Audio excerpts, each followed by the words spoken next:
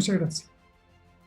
Bien, vamos a ver este tema que yo lo titulé La Deidad Trina. Puede ser la Deidad sola o la Trinidad, como queramos llamar. Es claro que la Biblia parece revelar a un Dios como uno y como tres. A veces lo presenta como uno, otras veces como dos y otras veces como tres. No vamos a poder ver todo, pero esa es más o menos la idea que presenta la Biblia. Uno de los principales textos que habla acerca de Dios es Deuteronomio capítulo 6, verso 4, que dice: Oye Israel, Jehová nuestro Dios, Jehová uno es. Este texto es uno de los fundamentos para la religión judía. Esta es la muy conocida Shema, la Shema de Israel. Shema es el verbo oír. Oye, Shema, dicen ellos. Ahora es curioso que este verbo que dice Shema, en este caso, pero el verbo es Shama. Y Shama quiere decir tanto oír como obedecer. Entonces, cuando a un israelita le dicen Shema Israel, oye Israel, le está diciendo, ¿no es cierto?, implícitamente, que no solamente oye, sino que lo que oíste también obedece. Porque cuando el papá o la mamá le habla a un hijo y el hijo le dice, sí, sí te escuché, pero no le hace caso, es como si no le hubiera escuchado, ¿no es cierto?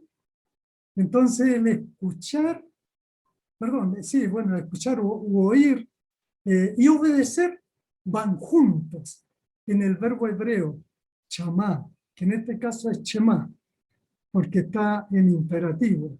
Shema Israel, Yahvé Eloheinu. A ver si me resulta aquí.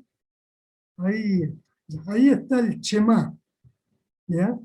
Al ladito, porque el hebreo se lee de derecha a izquierda, Israel.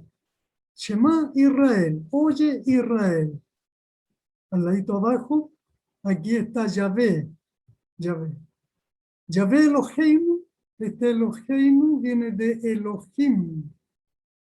La terminación nu es nosotros o nuestro. Entonces aquí dice Yahvé, Yahvé, el Dios nuestro, Eloheinu, y termina abajo con el otro Yahvé, que para nosotros es Jehová, Yahvé Ejad. Se me pierde el cursor, ahí dice, como no tengo otra forma para indicar, Yahvé Ejad.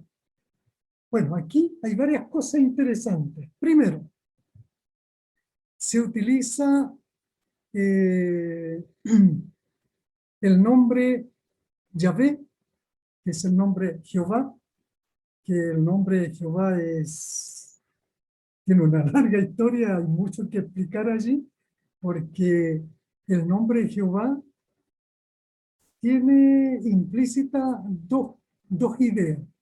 La primera es existencia. ¿Por qué? Porque viene del verbo hayá, que es el verbo cero estar.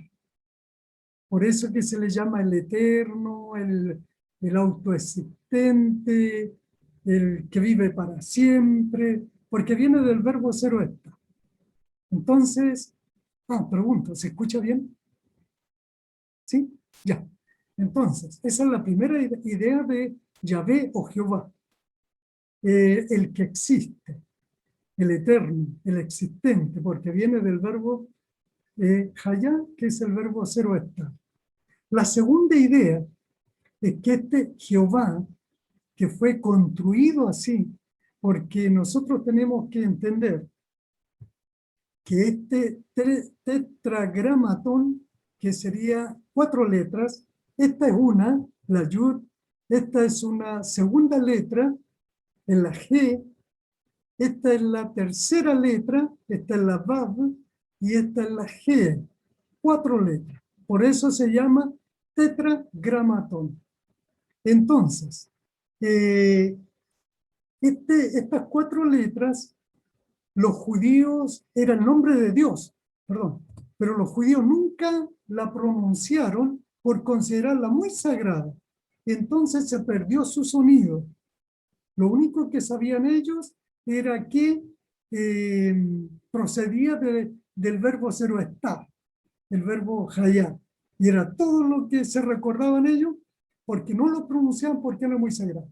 En los escritos sagrados, cuando los judíos, los profetas, en fin, tenían que escribir, entonces cuando llegaban a este nombre, tomaban una pluma nueva, escribían el nombre y luego tomaban la pluma, la quebraban y la botaban, porque o si no, al escribir otras cosas profanas con esa pluma, según ellos podían profanar el nombre de Dios.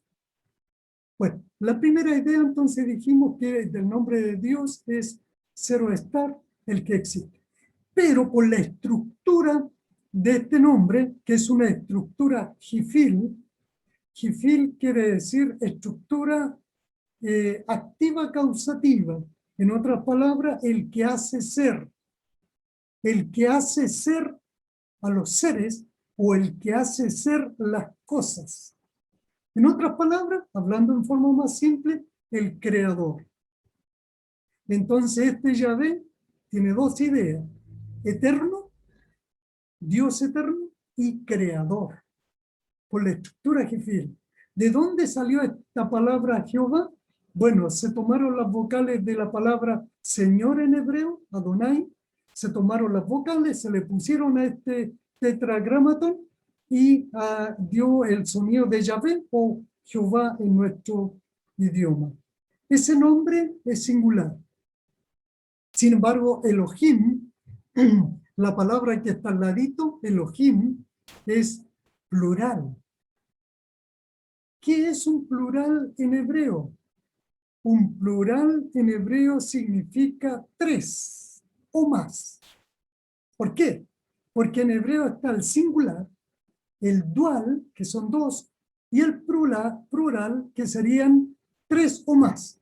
Para nosotros no. Para nosotros, ¿no es cierto? En nuestra cultura es singular, plural. Singular es 1, plural 2 o más. En hebreo no. Forzadamente es 3, plural o más. En este caso, para nosotros, bien corresponde que sea plural 3. Claro, porque nos calza súper bien. Padre, Hijo y Espíritu Santo. Ahí tenemos los 3. Y aunque este nombre es plural, Elohim, por la terminación im, plural, la tercera frase dice que Yahvé, aunque en la segunda frase Yahvé es Elohim, aunque lo menciona singular, pero después lo menciona plural, como dioses. Sin embargo, en la tercera frase aquí, este Yahvé, Ejad, como dice arriba, uno es. Este Yahvé es uno. Son dioses, pero uno. Y eso es algo que para nosotros es incomprensible, ¿no? Quería entrar de bonito. ¿Perdón? ¿Escuché algo? Ya. Bueno, no es tan incomprensible porque nosotros, por ejemplo, en nuestro idioma tenemos palabras singulares que tienen un sentido de pluralidad. Por ejemplo, familia. La palabra familia es singular, pero ¿qué significa familia? Significan varias personas.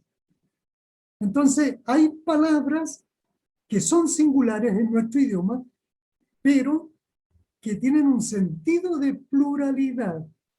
Así también la palabra Elohim es una palabra plural, ¿cierto? Pero tiene sentido como de singular, ¿ya? Y por eso que lo especifica este verso. Dice, oye Israel, Jehová nuestro Dios, Jehová es uno, aunque la palabra Elohim sea plural, no importa, pero es uno. Bien, Seguimos. Ahí está, ¿no es cierto? La palabra Elohim, plural. Yahvé es el nombre de nuestro Dios y dice que Ejad es uno. Ahora, ese uno puede tener el sentido numérico, es decir, de 1, 2, 3, 4, en fin, pero también puede tener el sentido de unicidad. Es uno en unicidad. No importa que sean 2 o 3, pero están unidos. En ese sentido, unicidad. Por ejemplo, el matrimonio. Cuando Dios crea el matrimonio, allí en el capítulo 2 de Génesis, creó a Adán y Eva, y el Señor dice, y serán una sola carne. Y allí aparece nuevamente la palabra Ejad, uno, y serán uno en carne. ¿Cómo es eso? Si son dos, Adán y Eva, sí, pero son uno. Claro, porque tiene el sentido de unicidad. Bien, en el concepto Dios, Dios es uno, pero en el sentido de unicidad, no en el sentido numérico. Seguimos. San Mateo 28, 19. Dice, bautizándolos en el nombre del Padre, del Hijo y del Espíritu Santo. ¿Por qué puse este texto? Porque hay algunos por allí que dicen que ese texto es apócrifo. No está en los textos originales. Sin embargo, sí, ese texto tiene apoyo textual. Veamos. Aquí está el texto en griego, ¿no es cierto? Y ahí dice, donde está el cursor, dice, en el nombre singular, ónoma, eistónoma, es singular, en el nombre, no dice en los nombres, no, sino que dice en singular, ónoma, nombre, del Padre, del Hijo, Hiyu, y del Hiyu Neumato, del Espíritu Santo. Dice en el nombre y luego menciona tres. Es decir, allí nuevamente en el Nuevo Testamento tenemos otra vez el sentido de unicidad. Son más de uno, son más de dos, son tres, pero tienen el sentido de un nombre, unicidad. Miren, según el aparato crítico de Nestlé, que es una de las versiones griegas del Nuevo Testamento, tenemos aquí todos estos manuscritos y unciales que testifican que el Mateo 28, 19 existe. Allí están. Y en el aparato crítico de otra edición griega llamada Tischendorf, también, miren todos los manuscritos que lo testifican, que sí existe ese texto, no es apócrifo. Aquí yo hice un listado sacando del aparato crítico que recién vimos, y allí, por ejemplo, tenemos manuscritos como Tertuliano, Orígenes, la Siriaca, el Sinaítico, Alejandrino, Basilea, Utres, Leningrado, en fin. Sin embargo, quiero destacar al menos tres, que son súper importantes estos manuscritos. Tenemos el Sinaítico, que es muy importante que se describe con una letra Aleph en hebreo. El Alejandrino también es muy importante y el Basilea, ¿ya? Y los otros también, por supuesto, pero si esos manuscritos lo testifican, es suficiente como para creer que sí, ese texto está en los originales. Aquí tenemos un caso de singularidad y pluralidad de Dios. Y eso está allí en Génesis capítulo 1, verso 26. ¿Alguien lo puede leer, por favor? 1:26.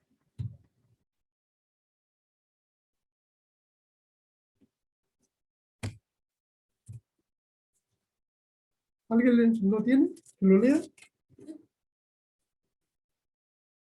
Lo leo yo. Yo lo tengo. Allá. Génesis 1:26. Entonces dijo Dios, hagamos al hombre a nuestra imagen, conforme a nuestra semejanza, y tenga potestad sobre los peces del mar, las aves de los cielos y las bestias, sobre toda la tierra y sobre todo animal que se arrastra sobre la tierra. Gracias. Fíjense que allá en este texto encontramos algunos detalles importantes. Y dijo, Vayomer, ¿ya? Vayomer, y dijo. ¿Quién dijo? Él. Ese es un singular. Ahí está. Vayomer es un singular. Después tenemos la siguiente palabra. A ver, ahí está el cursor. Elohim, aquí lo tenemos. Y dijo, singular. Después la siguiente palabra, Elohim, esa terminación in, es plural. Y dijo, si esto lo tradujéramos literalmente, diría, y dijo los dioses. Pero no se puede traducir así. Tenemos que traducirlo, y dijo Dios, con el sentido de unicidad en singularidad, aunque es plural.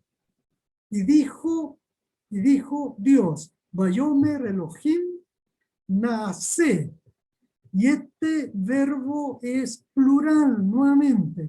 Comienza con un singular, sigue con un plural y después sigue con otro plural. Nace es el verbo hacer. ¿Ya? Y esto es muy curioso porque aquí dice, y dijo Dios, hagamos al hombre a nuestra imagen conforme a nuestra semejanza. Bien, ahora este nace es un verbo muy curioso porque es un cortativo. Cortativo significa algo así como una súplica. Una súplica. Es un acto voluntario de alguien que clama vehementemente. Es decir, Dios suplica a Dios, por favor, hagamos al hombre. Interesantes, allí hay una conversación. Por eso que dice hagamos. Nadie va a decir, hagamos al hombre si está solo. Si está solo, va a decir, voy a hacer al hombre. Y se acabó. Pero no, aquí hay un diálogo. Y dijo Dios. Es decir, uno de los tres que estaba allí, dijo.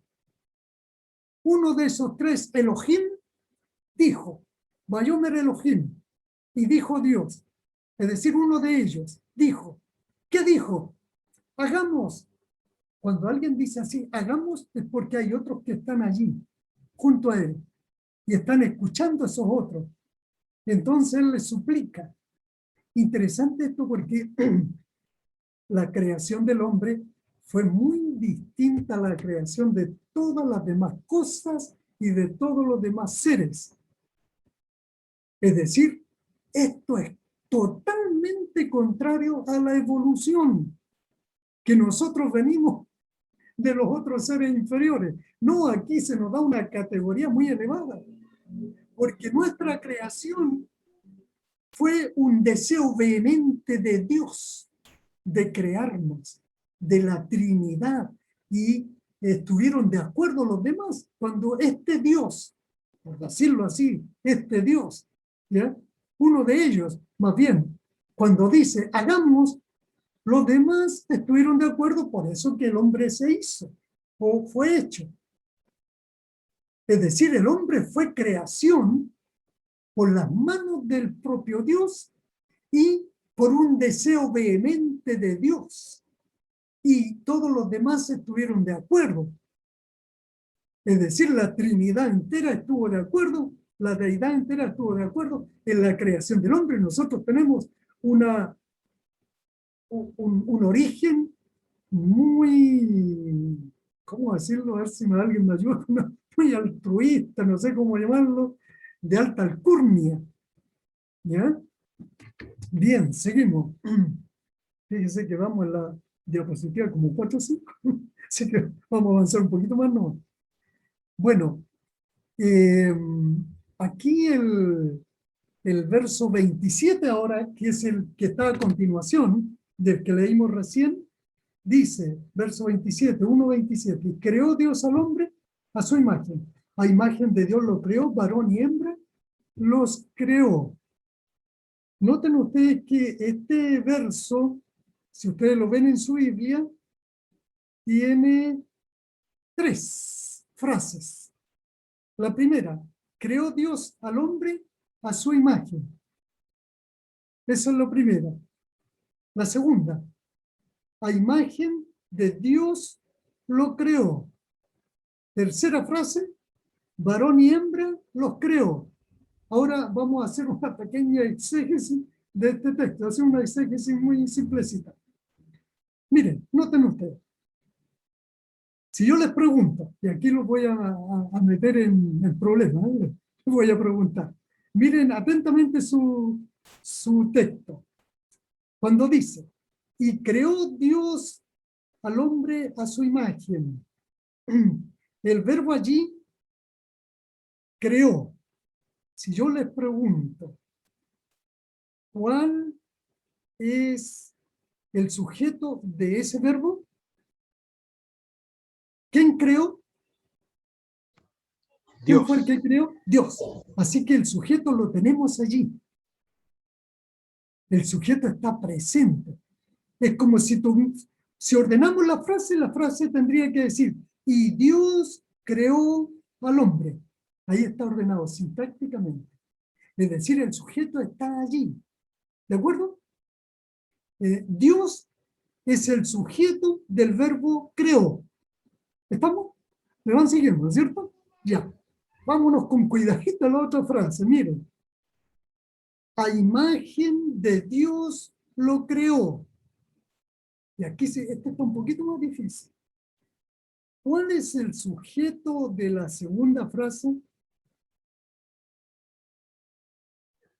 ¿Será ese Dios que está allí dentro de la frase? No. No es el sujeto. ¿Por qué? Porque aquí es Dios creó a imagen de Dios. Así que el Dios que aparece en la segunda frase pertenece a lo que nosotros le llamamos un complemento circunstancial. No es sujeto.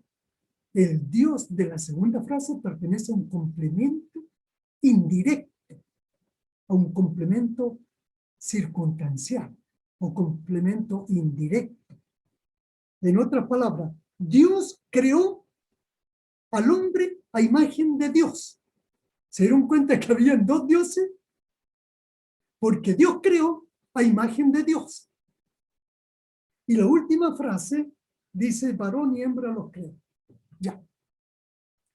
Eso fue una exégesis simple. Descubrimos allí que dentro de ese texto habían 2 personas llamadas Dios, una como sujeto y la otra estaba en el complemento circunstancial o complemento indirecto. En este texto encontramos aquí a 2 seres llamados Dios. Ahora, voy a hacer una aclaración, y esto es complejo, pero yo conversando con Josué me dice, no, aquí son muy capaces, así que denle nomás. Ya, le damos nomás entonces. El concepto Dios. Nuestro Dios no se llama Dios. Ese no es su nombre. Alguien dirá, ¿pero cómo? Si nosotros creemos en Dios. Sí, pero la palabra Dios es una palabra, es un sustantivo común. Con esa palabra yo puedo llamar a un televisor Dios. Puedo llamar a un auto Dios. Puedo llamar a Satanás Dios. Puedo llamar a cualquier cosa Dios, que tenga la postura de Dios. Pero el nombre de Dios, ya lo vimos, es Jehová o Yahvé. Ese es su nombre. Y que tenía 2 sentidos intrínsecos. Era uno de autoexistencia y creador. Por lo tanto, Cuando hablamos de Dios, es más bien como un título de ese ser que adoramos nosotros, que se llama Jehová o Yahvé, y que nosotros le damos la postura de Dios. Claro, la Biblia dice, sí, en realidad hay muchos dioses, pero el único Dios verdadero es Jehová. Se hace esa diferencia, ¿ya? Bueno, aquí en el verso 27 tenemos más o menos lo mismo del verso 26. Primero, llevo el cursor ahí. Y creó, dice ahí. Eso es singular, el verbo en singular. Y creó. Él creó. Después tenemos, a continuación del verbo en singular, tenemos el nombre plural. Y creó Dios. Pero aunque está plural aquí, es plural, lo entendemos como singular por su unicidad. Dios es uno. Entonces, y creó singular, Dios, plural, al hombre, ¿cierto? Y después dice, a imagen de Dios lo creó, me salté, y acá vuelvo a decir que Dios creó, vuelve a insistir, plural, singular, Elohim bara, es decir, Dios creó a su imagen. Bien, vamos a seguir. Ahora, ¿por qué tuvimos todo este problema de la deidad, la Trinidad? Fíjese que los judíos no se hicieron ningún problema. Aparecía el Hijo, aparecía el Espíritu de Dios, aparecía Dios, y para ellos no hay problema, nunca se cuestionaron. El problema es que nosotros somos cuestionadores, porque nosotros procedemos de una cultura greco-latina, y los griegos como los latinos eran racionalistas, cuestionadores, filosóficos, ¿no es cierto? Y todo lo preguntaban y lo cuestionaban. La cultura semita, es decir, los hebreos y los árabes, ellos por su cultura no cuestionan nada. Para el árabe, Alá les dice tienen que orar 5 veces al día o 7 veces al día, ellos lo hacen y no sienten vergüenza y dan su vida por Alá, porque ellos son mente concreta, mente absoluta. Ellos son muy fundamentalistas, mientras que nosotros no. Entonces, el Nuevo Testamento, que fue escrito en griego y se propagó no al mundo semita, sino al mundo oriental, occidental, hacia nuestro mundo greco-latino, entonces comenzaron a surgir herejías en el Nuevo Testamento. En el Antiguo Testamento no tenemos herejías, pero en el Nuevo Testamento acerca de la deidad tenemos muchas herejías. Surgieron muchos teólogos. ¿Por qué? Porque dentro del cristianismo fue una influencia multicultural, es decir, habían judíos cristianos, habían romanos cristianos, habían helénicos cristianos, habían judíos helénicos, es decir, una mezcolanza de pensamientos. Entonces, por ejemplo, aquí tenemos un caso. Este teólogo, obispo, llamado Teófilo, vivió en el año 180. Dice, es uno de los primeros en usar la palabra Trinidad, pero refiriéndose a Dios y a dos agentes de Dios, que serían el Logos y la Sofía, es decir, la sabiduría. Fíjense, ya comenzaron la herejía. A poco andar de la muerte de los discípulos, comenzaron inmediatamente las herejías. Presentó a Cristo como un agente de Dios, un ser menor. Miren, tenemos después a Marción, este fue más hereje todavía. Vivió en el año 160 después de Cristo.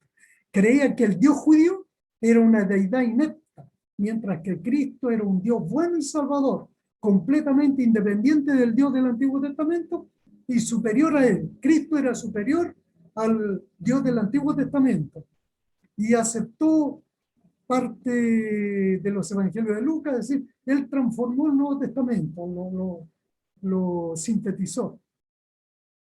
Y él decía que Cristo sí que era un Dios bueno, pero el del Antiguo Testamento era un Dios malo porque era muy violento. Bueno, Marción fue bastante hereje.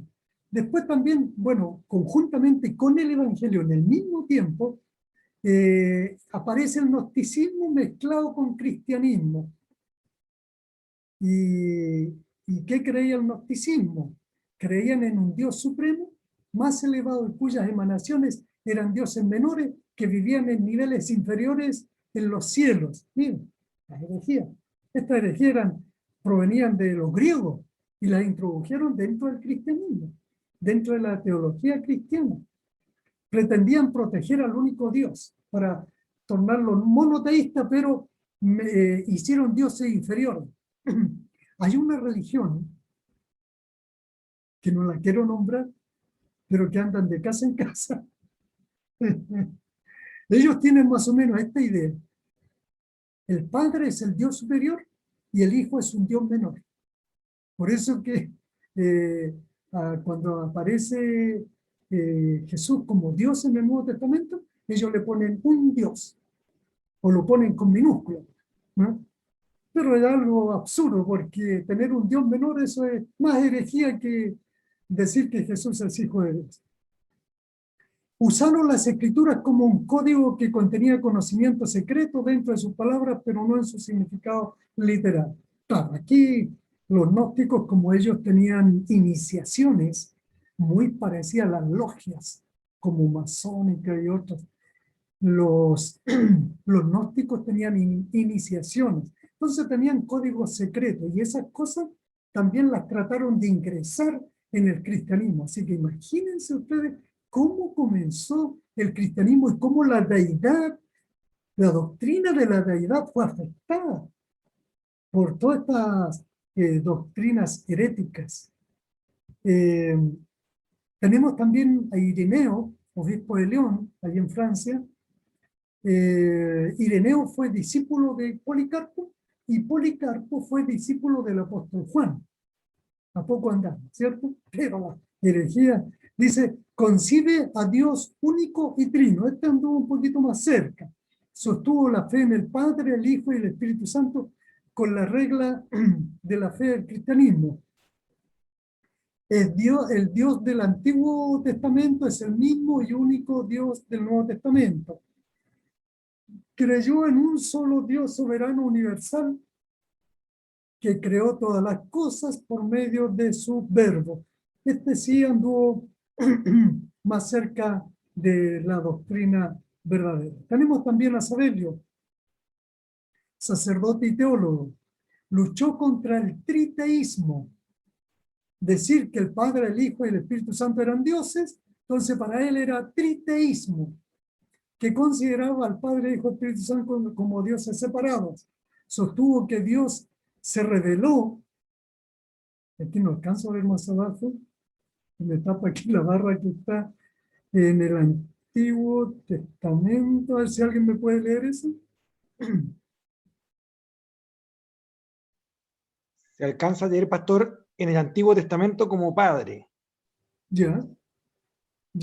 Entonces, sostuvo que Dios se reveló en el Antiguo Testamento como Padre, después como Hijo durante su vida en la tierra y como Espíritu Santo en tiempo de la iglesia. Es decir, este Sabelio, mire, tremenda herejía que presentó. Para él era un solo Dios que se manifestó de tres formas. La primera forma era como Padre en el Antiguo Testamento, como Hijo cuando vino Jesús a la tierra y como Espíritu Santo en tiempo de la iglesia, cuando Cristo se fue. Pero para él era una sola y una misma persona. ¿Ya? Fíjense que estas cosas son realmente insondables, como dice Pablo. Es un misterio muy grande, porque nosotros creemos que la encarnación de Cristo es una sola persona en dos naturalezas. aquí Sibelio decía, no, esta es una persona manifestada de tres formas. Listo. Pero sin embargo, nosotros creemos que Dios son tres personas distintas. Distintas. Y el Hijo es un ser distinto, una persona. Cuando vino a la tierra, siguió siendo una persona, pero cuando se encarnó, se convirtió en, es decir, no se convirtió, se transformó con dos naturalezas. Dos naturalezas. Y saben ustedes que eso hace más difícil la explicación de la encarnación de Cristo. Porque si fueran dos personas con, con dos naturalezas o con una, bien, muere una persona pero queda la otra. Pero no, la hermana de White dice que Jesús, cuando fue encarnado, fue una sola persona en dos naturalezas. Eso hace muy difícil. Porque si murió, bueno, murió la persona. Pero la hermana de White nos dice que no, que murió solo su naturaleza humana y no divina. Pero si era una persona, ¿cómo lo logró? Ah, no, eso no lo podemos explicar. Por eso que en el cielo vamos a necesitar a Dios que nos dé clase para explicarnos la encarnación.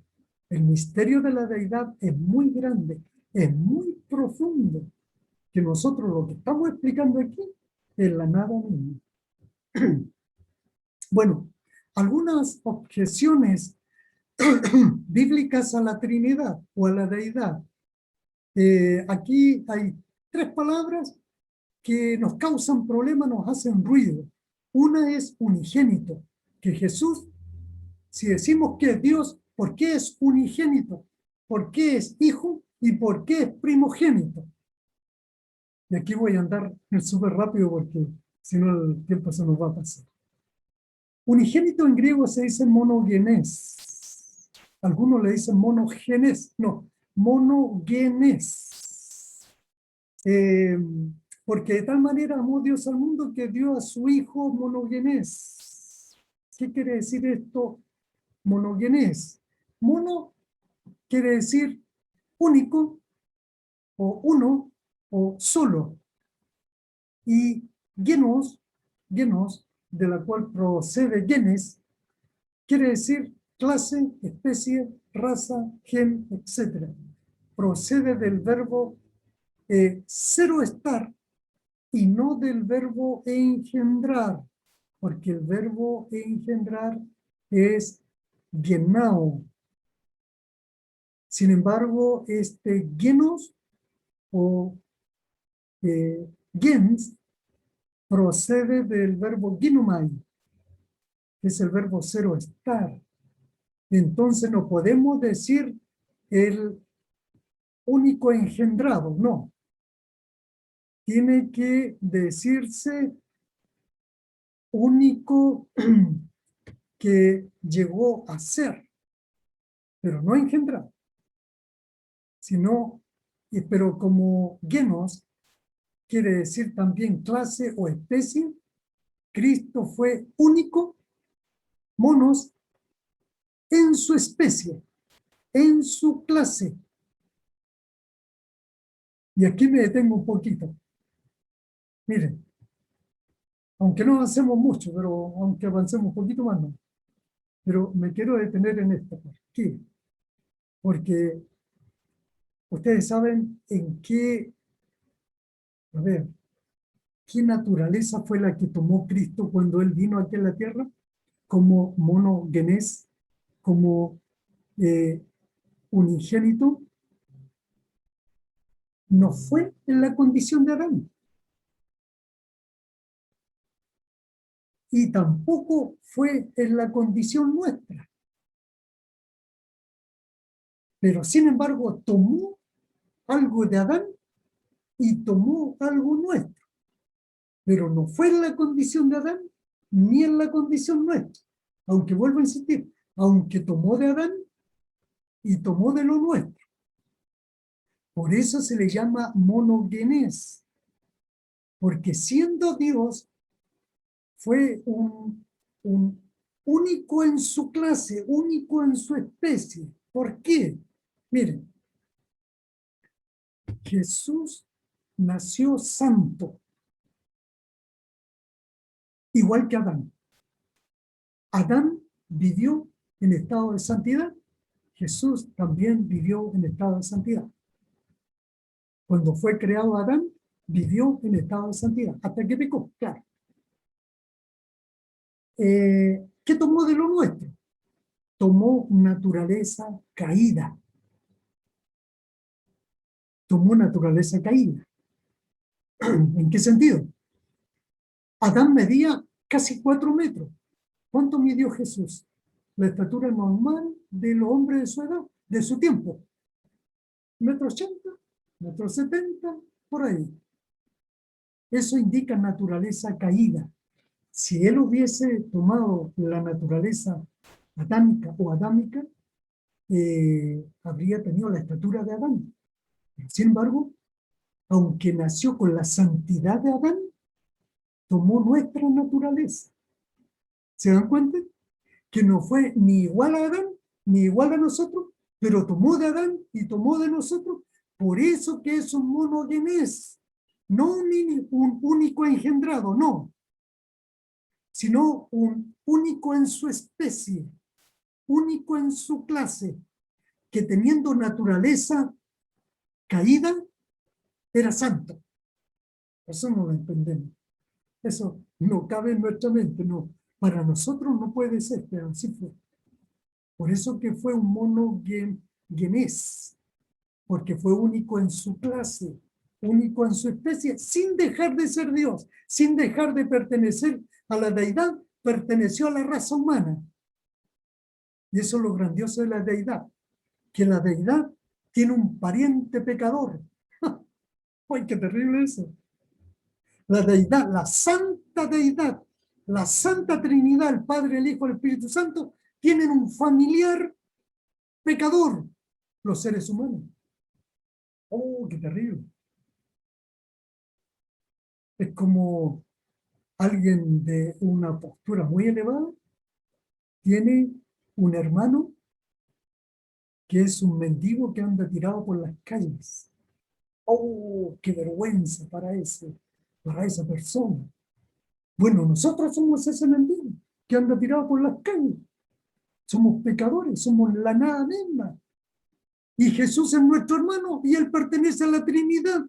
Mire qué terrible. Qué grandioso y qué terrible.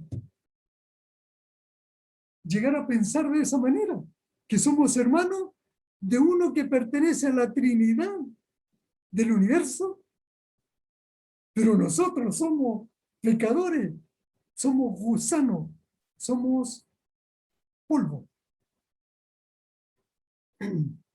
Bien, sigo, avanzo. A ver, me voy a detener unos 2 textos más y vamos a dejar nuestro tema.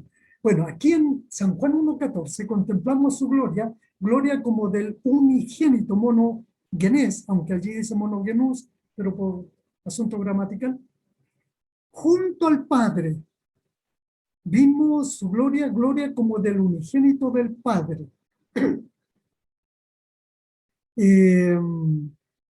Este unigénito, único en su clase, estaba, y dice que en griego dice patros, junto al Padre. Esa preposición para, que está allí, ahí está para, que está aquí en el texto, para, junto al Padre. Esa preposición indica junto a, pero no unido, separado. Hay otras preposiciones griegas que indican junto, como por ejemplo, bueno, no recuerdo otra preposición, pero puede ser como apó, pero este para es junto al Padre, pero separado. El Padre aquí, el Hijo acá, para.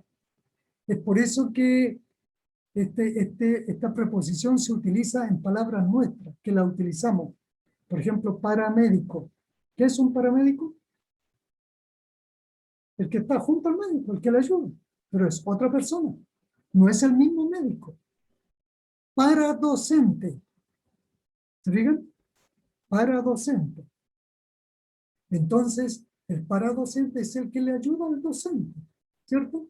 Y es otra persona, no la misma.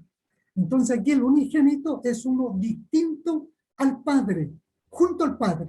Cohabita con el Padre, pero aunque está junto, pero distinto.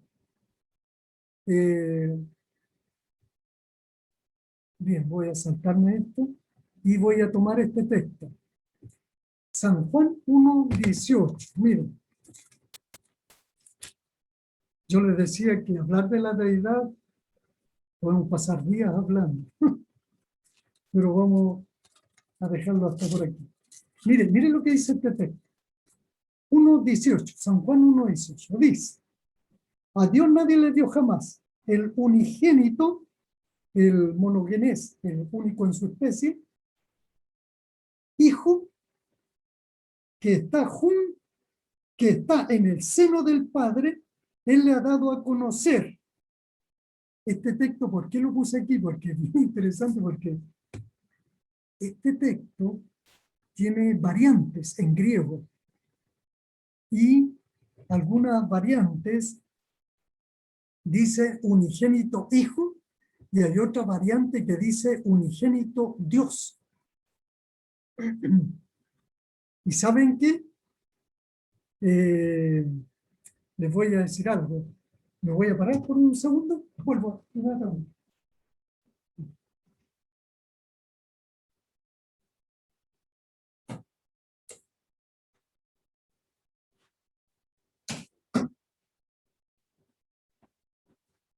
Ya. Tengo esta Biblia aquí. ¿Alguien la conoce?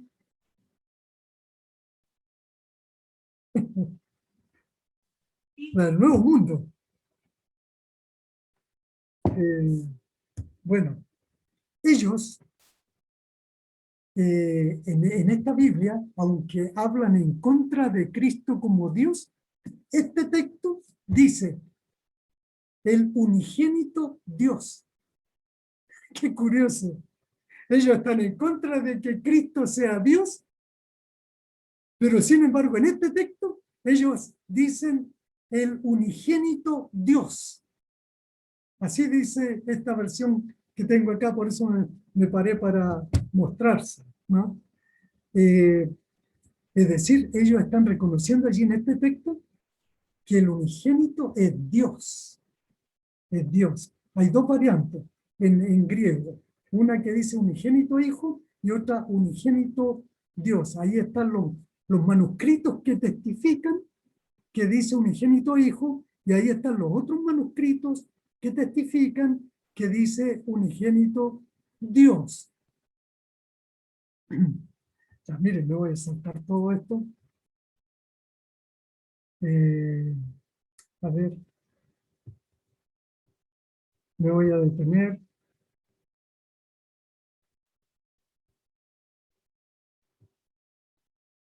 Ya, con esto voy a terminar. Hablando del Hijo como ligado a la deidad, como Dios. En el Salmo, Salmo 2. Voy a leer el Salmo 2. Salmo 2, versos 6 y 7.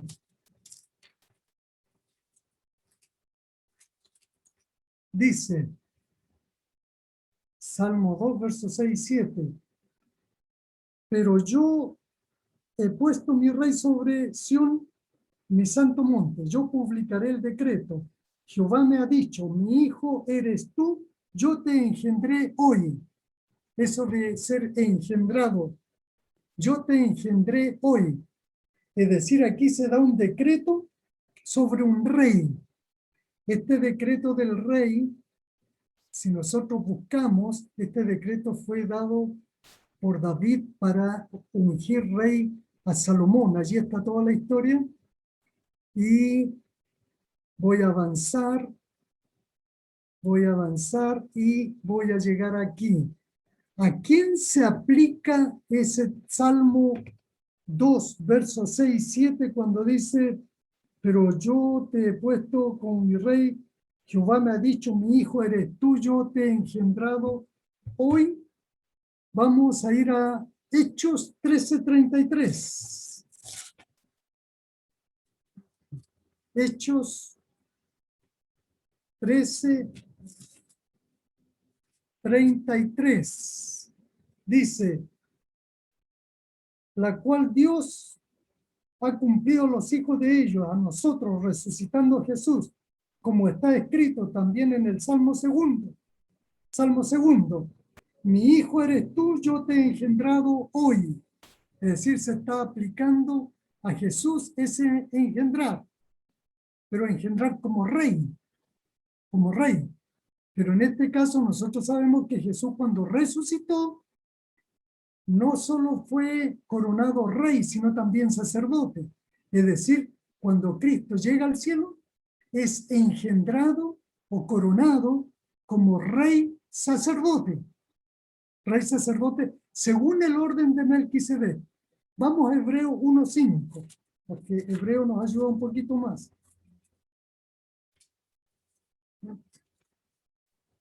Hebreos 1:5 dice, porque ¿a cuál de los ángeles dijo Dios jamás, mi hijo eres tú, yo te he engendrado hoy? Y el verso 5:5, capítulo 5, verso 5. Así tampoco Cristo se glorificó a sí mismo haciéndose sumo sacerdote, sino el que le dijo, tú eres mi hijo, yo te he engendrado hoy. ¿Quién le dijo a Cristo, tú eres mi hijo, yo te he engendrado hoy? ¿Cómo es eso? En el momento de ser coronado rey sacerdote, el Padre le dice, yo te engendré hoy. ¿Lo puede engendrar hoy y hoy mismo coronarlo rey sacerdote? Eso es imposible. Eso quiere decir que este decreto está diciendo que Jesús es hijo de Dios por decreto. No porque haya sido engendrado por Dios. Es por decreto.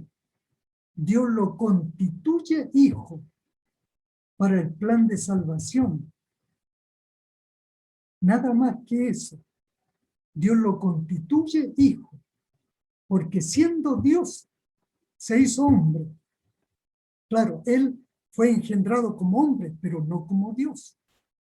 Recordemos eso. Fue engendrado como hombre, pero no como Dios. Y si nosotros vamos a ver, ¿dónde está el texto que yo andaba buscando?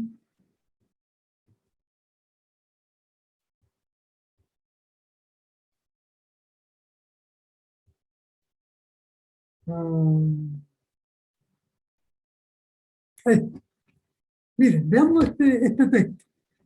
Salmo 45, versos 6 y 7. Salmo 45, versos 6 y 7. Dice, tu trono, oh Dios, es eterno y para siempre. Cetro de justicia es el cetro de tu reino.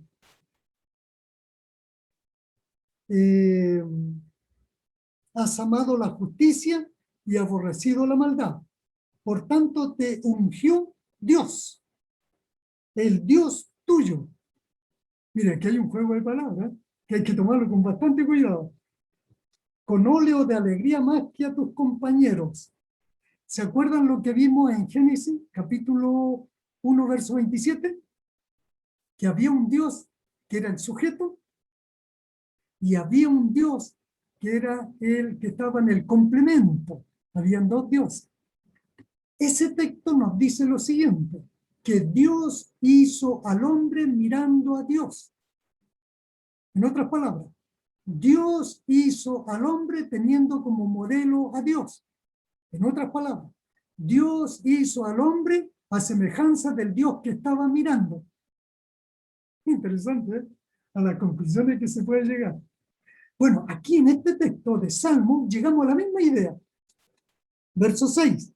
Tu trono, oh Dios. Aquí se trata de un Dios que está en su trono. Y si avanzamos al verso 7, la segunda parte dice, por tanto te ungió Dios. Es decir, aquí hay un Dios que unge a otro Dios. El Dios tuyo le está hablando a ese que está sentado en el trono, le dice, el Dios tuyo te ungió. Pero el que estaba sentado en el trono era Dios. Pero el que lo ungió era Dios. Interesante, ¿eh? Entonces, ¿de quién se trata este que estaba sentado en el trono?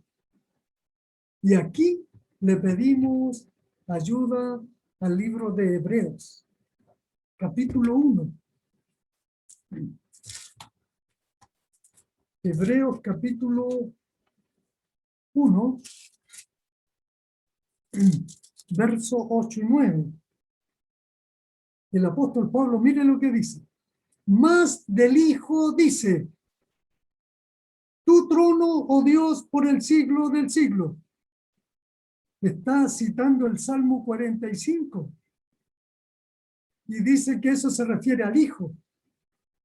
Más del Hijo dice, tu trono, oh Dios, por el siglo del siglo. Cetro de equidad es el cetro de justicia. Es decir, ahí está demostrando que es el Salmo 45. Por lo cual te ungió Dios, el Dios tuyo. Vuelvo a repetir la idea del Salmo 45, es decir, aquí hay dos dioses. Tu trono, oh Dios, y esto lo está diciendo del Hijo, dice. Te ungió Dios, el Dios tuyo, el Padre. De Dios a Dios. Se tratan de igual a igual. ¿No? Bien. ¿Les parece que dejamos hasta aquí? ¿O quieren un texto más? Algunos yo los veo cansados. Siga, pastor, siga. Ya vemos un solo texto más. Entonces, miren, vamos a ver un texto que este mismo que está aquí. Este texto interesante, San Juan 1:1. Alguien que lo lea, por favor. No, que no lo lea aquí, no. Que lo lea en castellano.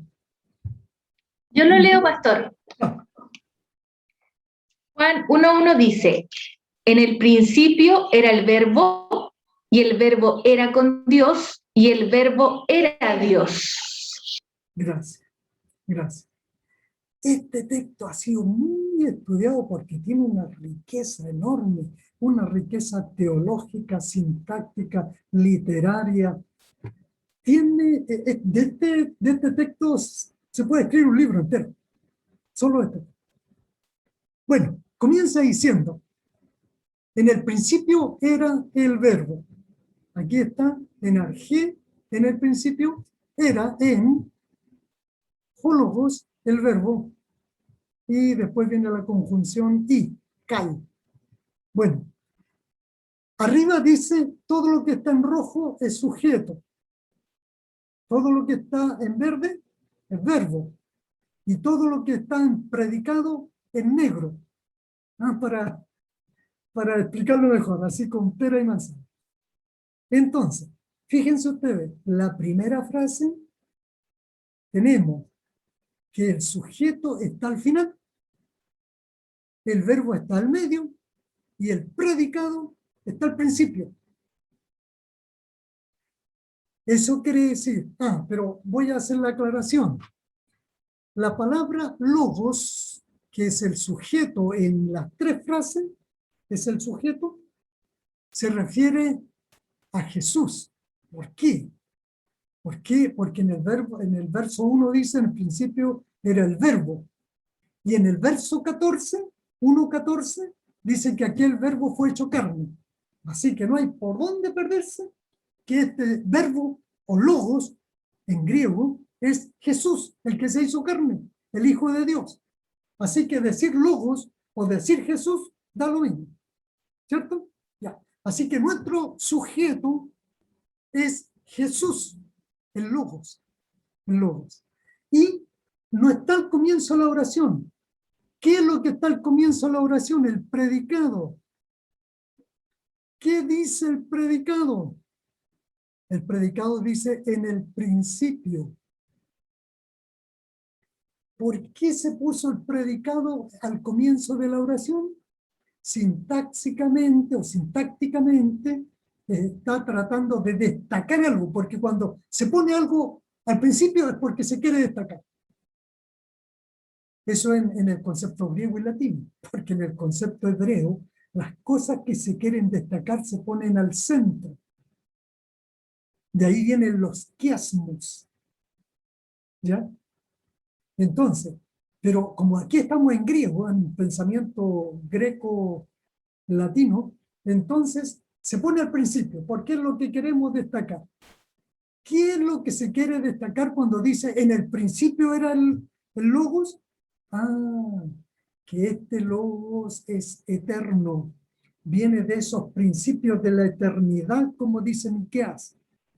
De ese principio cosmológico, de ese principio que no tiene comienzo. Es un principio cósmico, teogónico de los dioses. No tiene comienzo este principio. Es como decir, en la eternidad era el logos. Es lo mismo, ¿ya? Entonces, por eso que el predicado estuvo al comienzo, para destacar la eternidad del logos, es decir, la eternidad de Jesús. Y se pone el verbo era, allí en imperfecto. El imperfecto indica una continuidad en el pasado. Es decir, el siempre existente en el pasado, el eterno. La segunda frase, ahora el logos está al comienzo, el sujeto está al comienzo. Hologos, la segunda frase, ahí la tenemos, hologos, el verbo en era prostonseón, junto a Dios. Y aquí este pros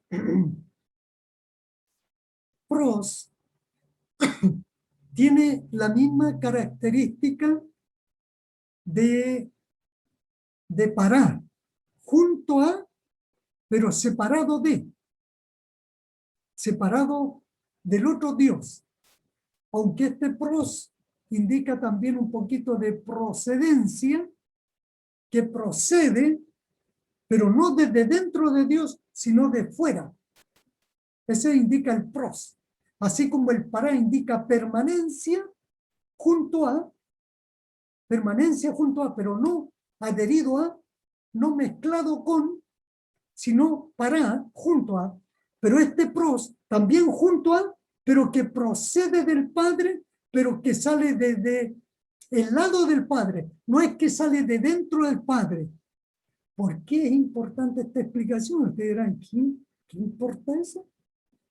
Ah, porque esto trataba de rebatir la idea gnóstica. ¿Qué pensaban los gnósticos? Los gnósticos decían, existe un poder, uno solo, y de ese salen espermaticoi, espermas, y eso eran dioses menores, que habitaban niveles inferiores de los cielos.